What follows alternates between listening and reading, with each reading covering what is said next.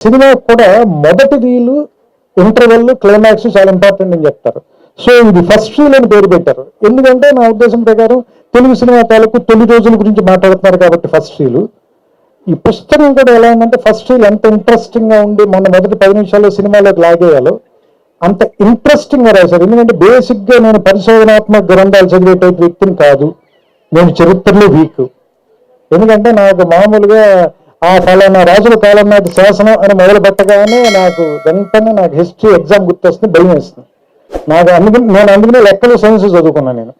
కానీ పరిశోధనాత్మక గ్రంథం 200 పేజీలు ఊరికే జనరల్గా నేను 2 కాఫీ టైంలో చదివేశాను అంటే హెడ్స్ ఆఫ్ టు జయదేవ్. ఎందుకంటే దాంట్లో నాకు అది చదువుతుంటే అప్పటి మూకీలు వేసిన గుడారాలు, కింద మట్టిలో కూర్చుని నేల థియేటర్లో సినిమా చూడటం, దగ్గర నుంచి చూడటానికి ఎక్కువ డబ్బులు కట్టడం,